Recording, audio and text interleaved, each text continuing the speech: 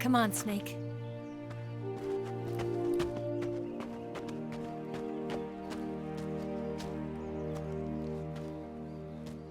We made it. We made it. Over there.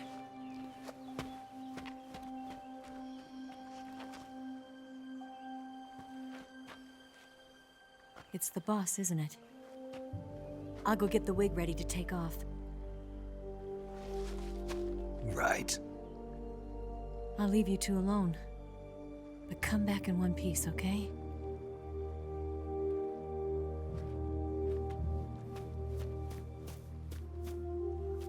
Promise me!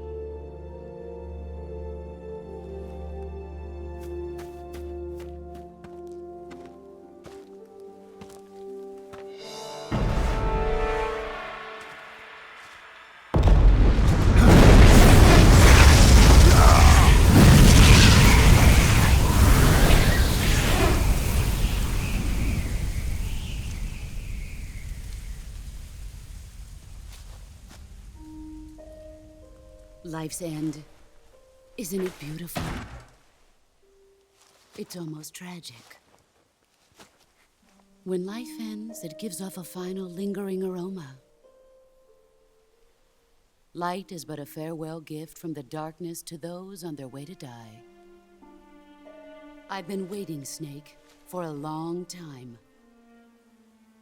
Waiting for your birth, your growth, and the finality of today. Boss. Why are you doing this? Why? To make the world one again. The world used to be whole.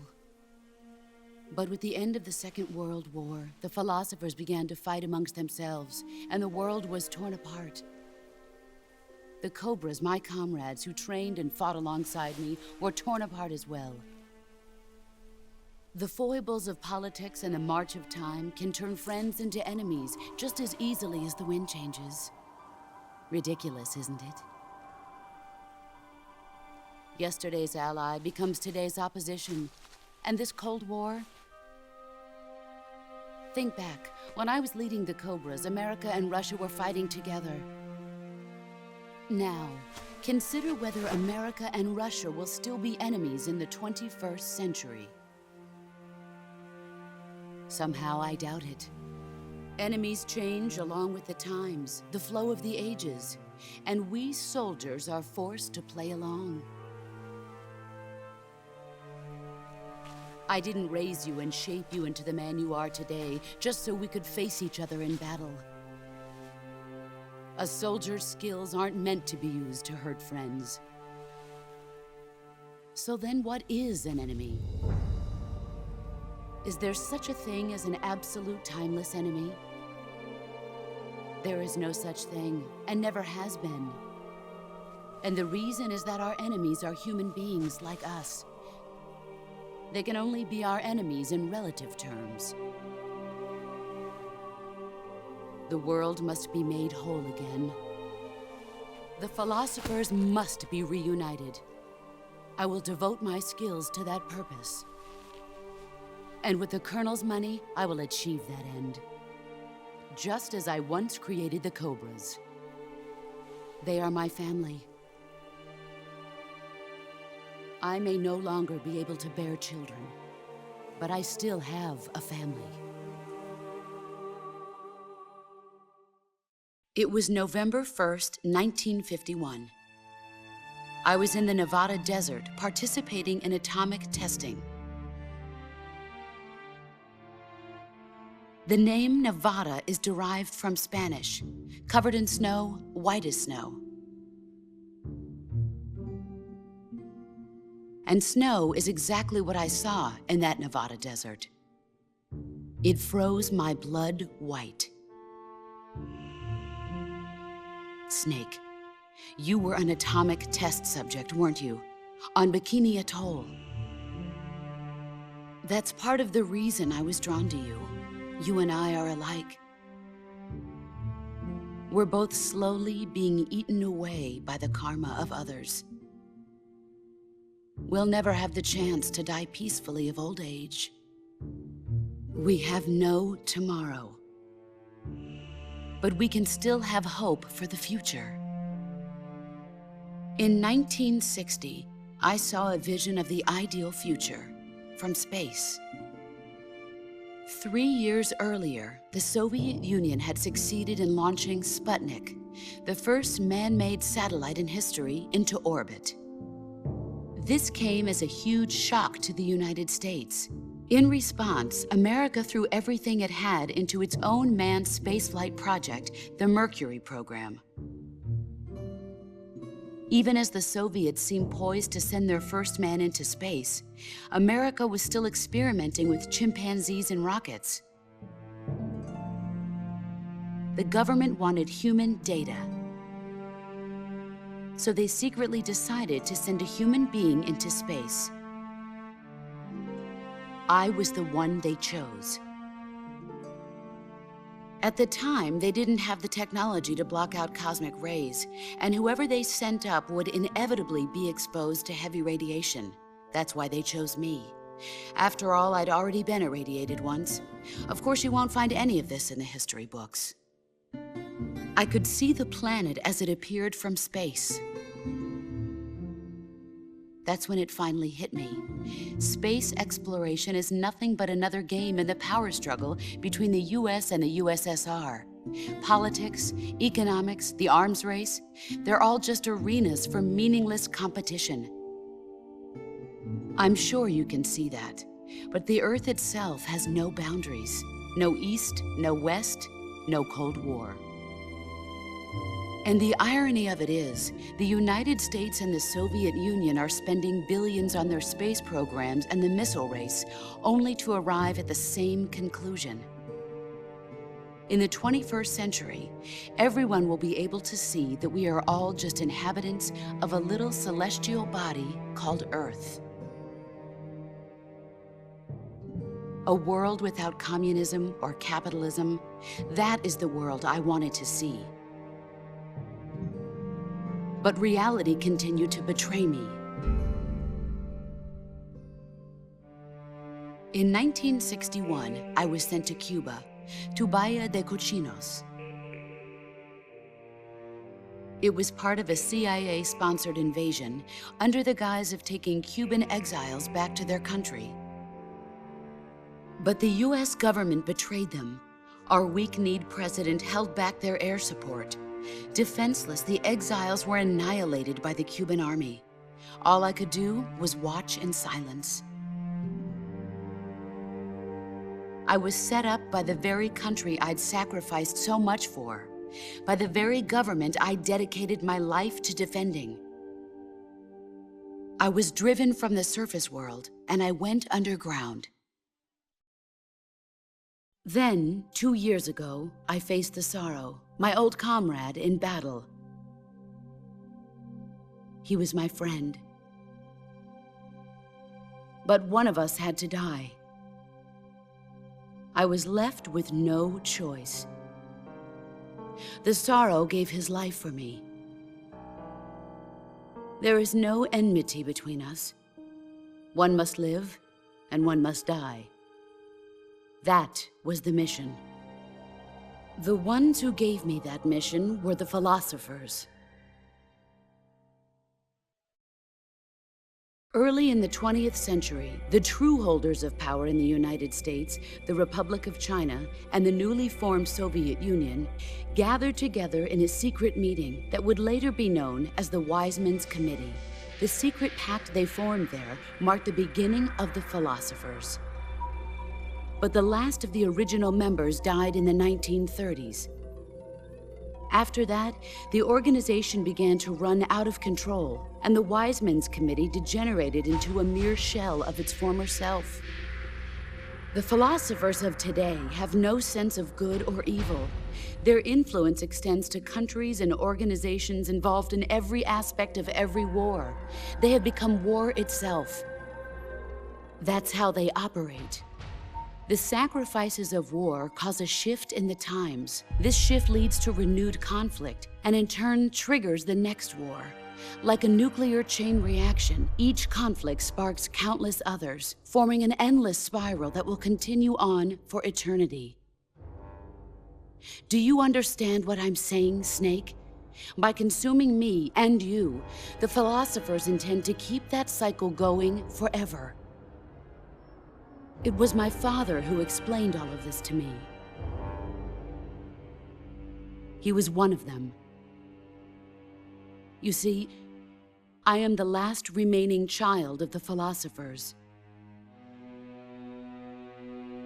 But after he revealed the truth, my father was killed by that same shapeless, formless organization. And my father isn't the only thing the philosophers have taken from me. In June of 1944, the Cobras and I took part in the landing at Normandy.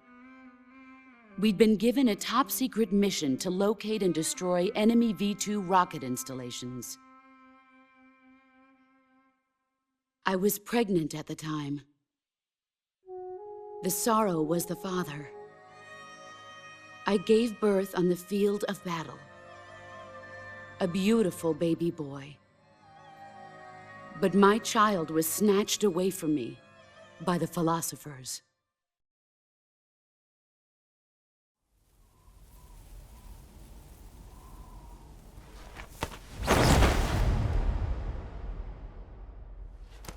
Look at this scar. This is proof that I was once a mother.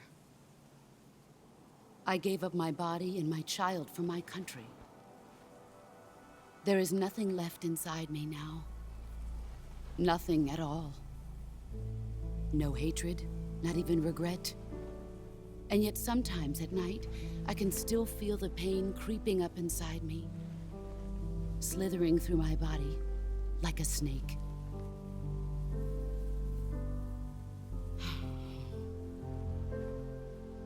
I've never talked this much about myself before. Thanks. Thanks for listening to me.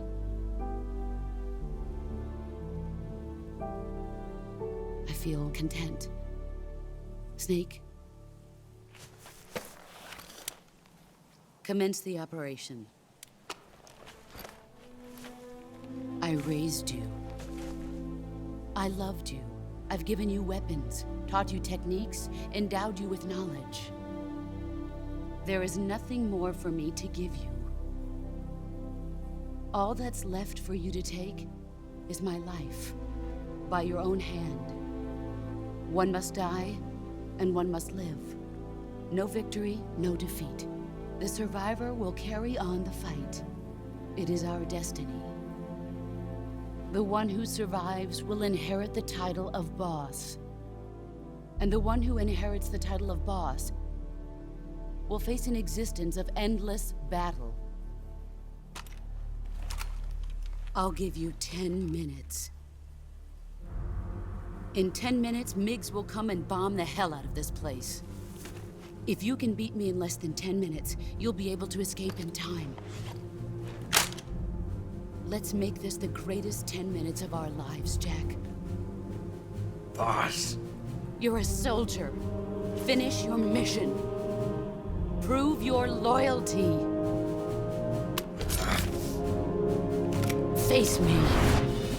I come.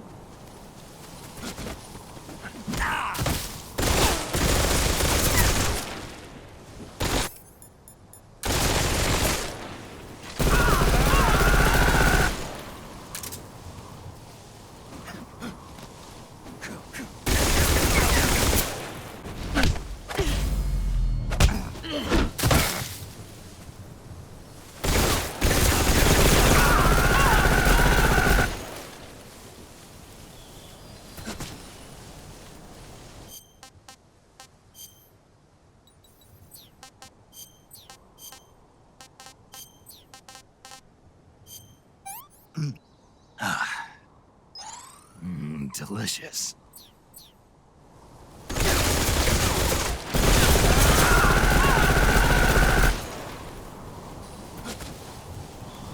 Brace yourself.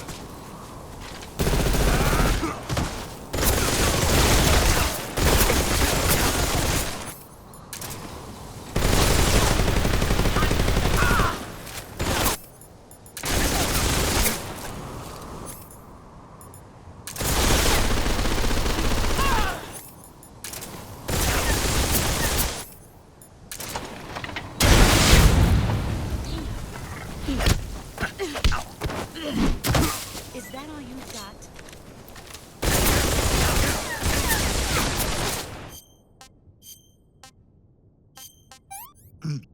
Ah. Gross. Ah. Tasty.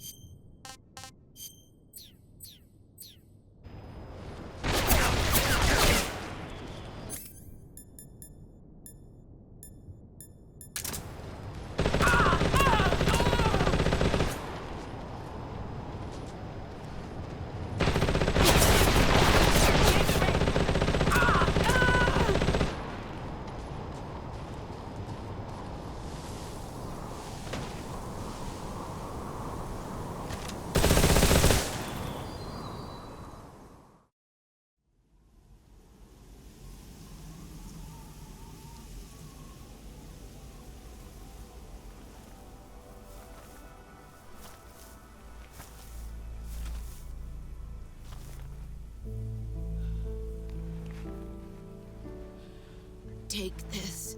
Keep it safe.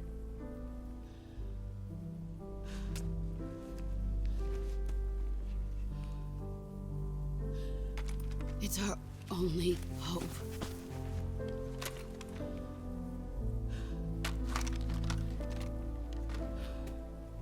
A patriot? Why are you giving me this? Jack. Or should I say, Snake? You're a wonderful man. Kill me. Kill me now. Do it.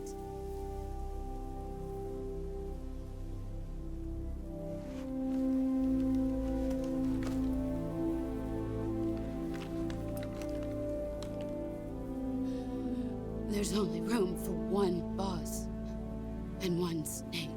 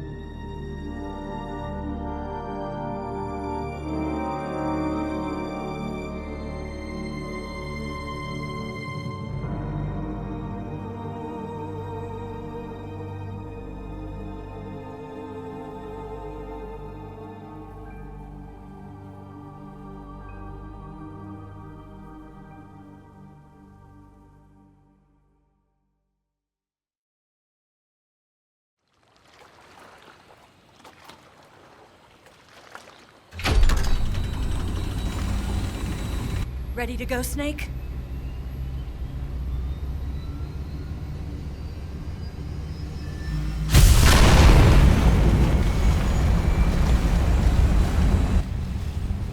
Are you okay? Snake? Yeah.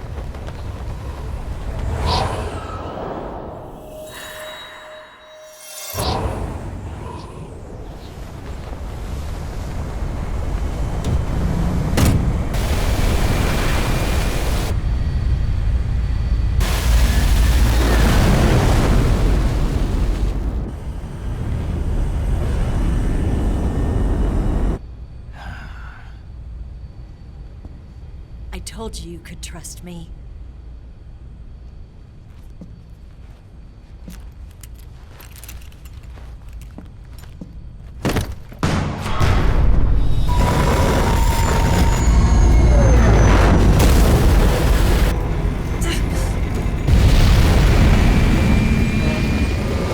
Snake! Ocelot! We're not done yet!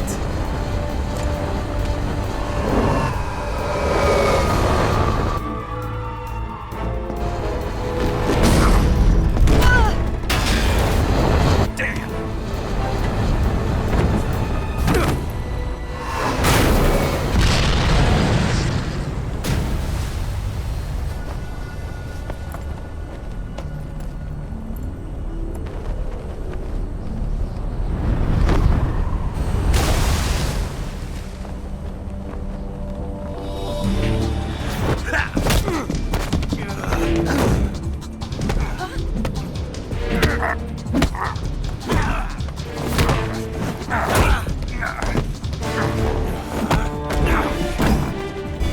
Too heavy!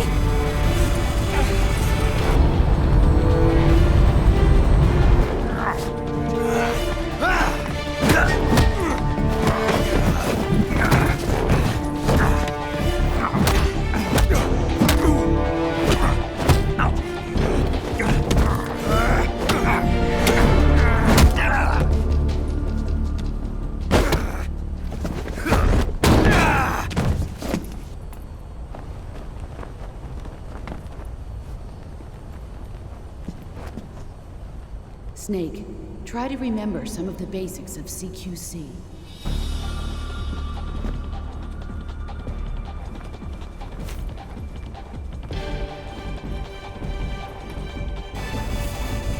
Not good!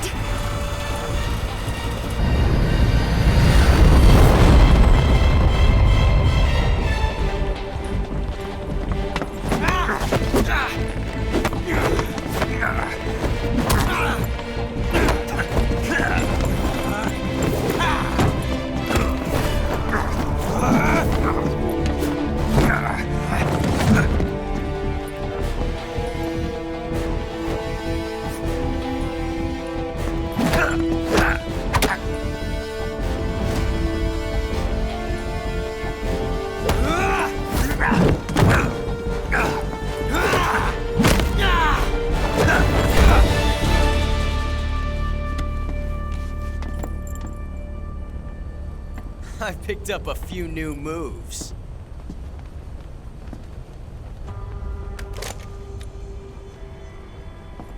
Huh. It doesn't feel right to shoot an unarmed man. But I'll get over it. Eva!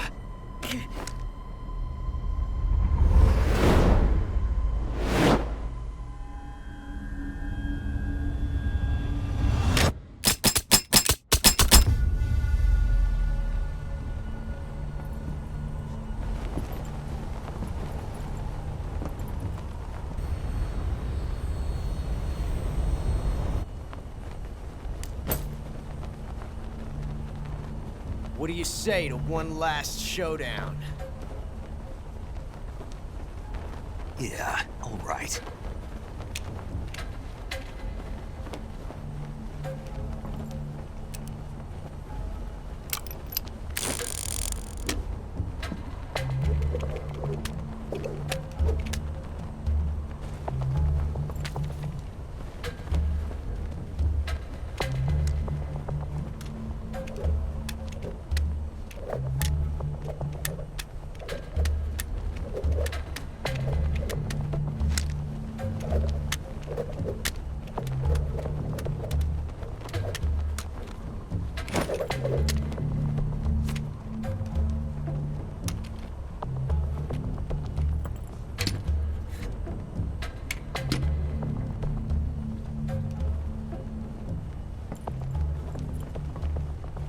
What's your name?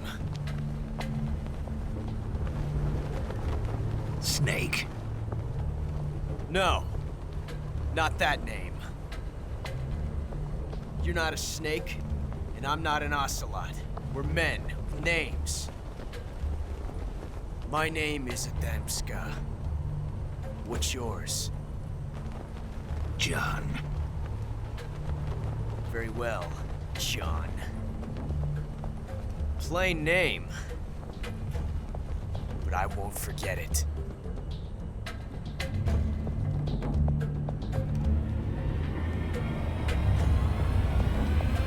Come on!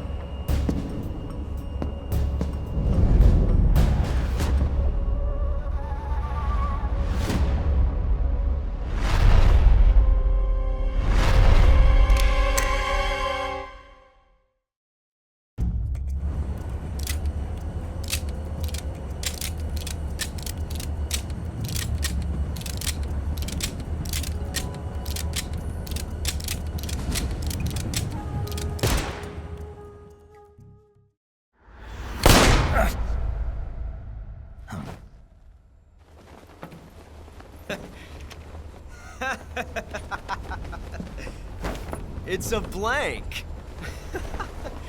Oh, that was fun.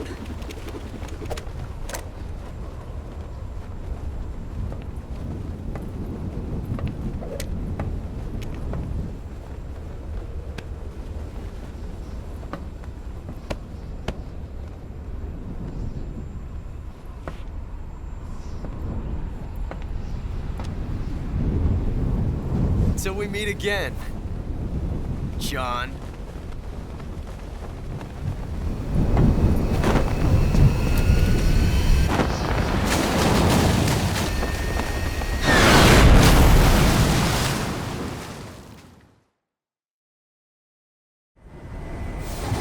Snake!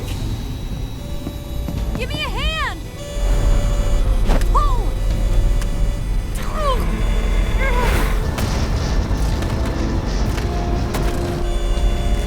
Come on, pull up!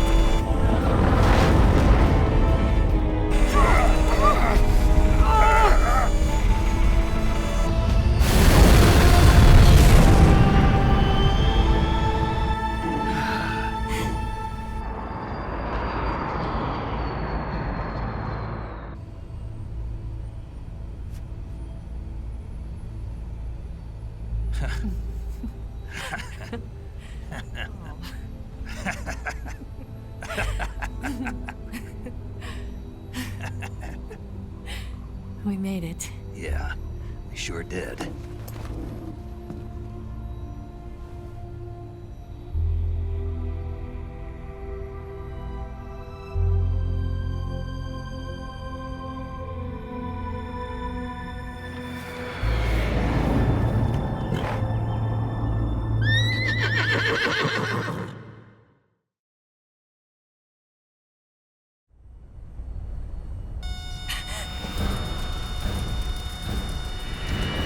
Oh no, Migs!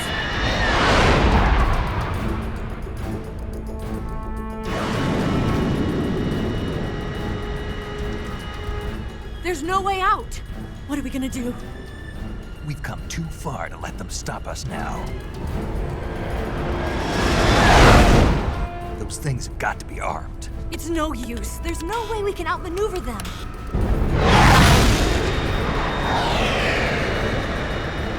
They're gonna shoot us down. We were so close. Weapon systems on. Locked on target. I got towed. You were great, Eva. Huh? Thanks.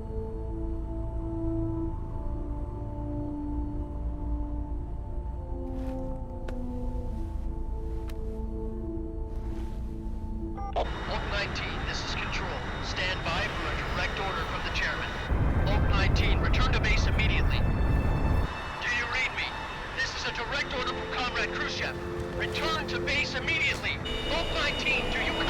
Understood.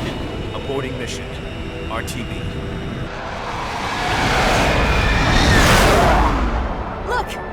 The MiGs, they're turning back! Woo!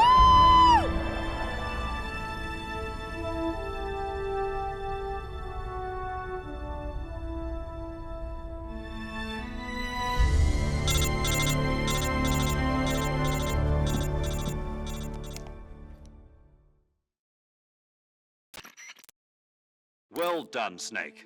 The MiGs disengaged. Most likely under orders from Khrushchev. Is this his way of helping us? Who knows? Maybe he didn't want things to get messier than they already are. Or maybe he just wanted us to owe him one. The important thing is, you made it out alive.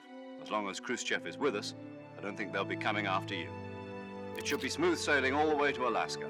I'm sending someone out to Galena Base to meet you. To meet me? The DCI and the President himself are waiting at Langley. Don't keep them waiting.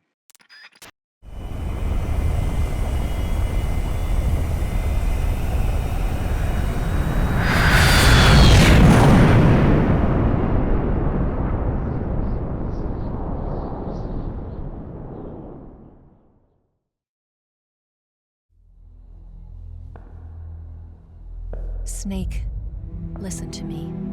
She didn't betray the United States. No. Far from it. She was a hero who died for her country. She carried out her mission knowing full well what was going to happen. Self-sacrifice. Because that was her duty.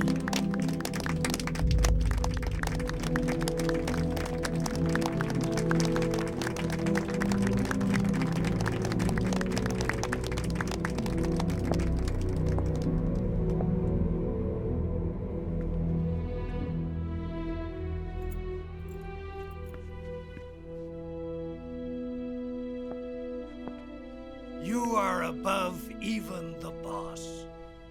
I hereby award you the title of Big Boss.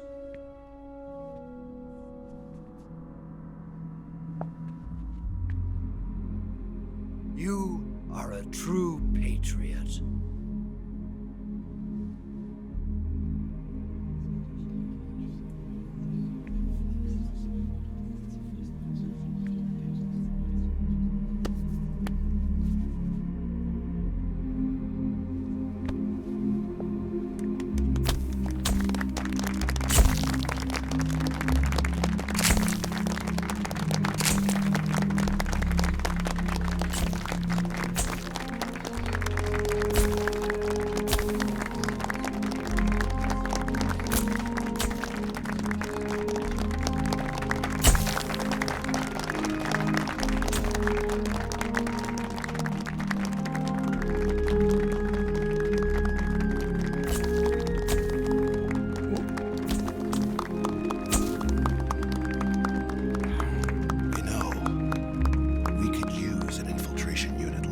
in the Army. Someone like him to handle our top secret sneaking missions for us. A man who combines the qualities of a soldier and an agent. The boss's defection was a ruse set up by the US government. It was all a big drama staged by Washington so they could get their hands on the philosopher's legacy. And the boss was the star of the show. They planned it so that they could get the legacy that Colonel Volgin inherited and destroy the Shagohod at the same time. Only a legendary hero like the boss could have earned Volgin's trust. Finding out where the philosopher's legacy was hidden was to be her greatest mission. Everything was going according to plan. But then something happened that no one could have predicted. Colonel Volgin fired an American-made nuclear warhead at Sokolov's research facility. Khrushchev demanded that the US government provide proof that it wasn't involved. They couldn't just abort the operation to steal the legacy. So the operation itself was greatly expanded and revised. The authorities in Washington knew that in order to prove its innocence, they'd have to get rid of the boss, and that one of their own would have to do the job. The public couldn't be allowed to find out about it, not ever. This, they concluded, would be the best way to keep the whole thing under wraps. The boss wouldn't be allowed to come back home alive, and she wouldn't be allowed to kill herself. Her life would be ended by her most beloved disciple. That was the way the government wanted it.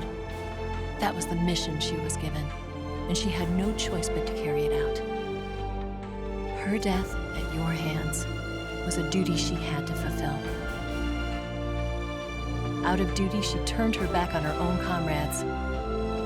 A lesser woman would have been crushed by such a burden. The taint of disgrace will follow her to her grave.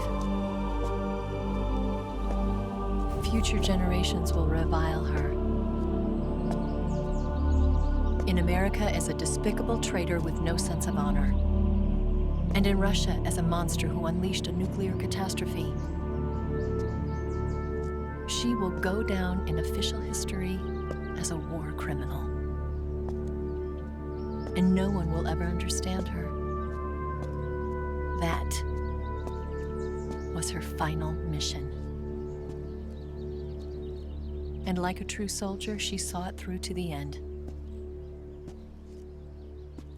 But I think she wanted you, of all people, to know the truth. She wanted to live on in your memory. Not as a soldier, but as a woman. But she was forbidden to tell you herself. And that's why she told me. Snake, history will never know what she did. No one will ever learn the truth. Her story, her debriefing, will endure only in your heart.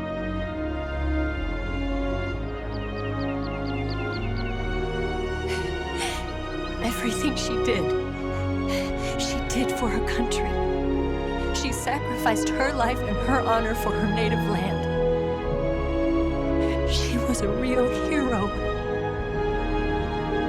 She was a true patriot.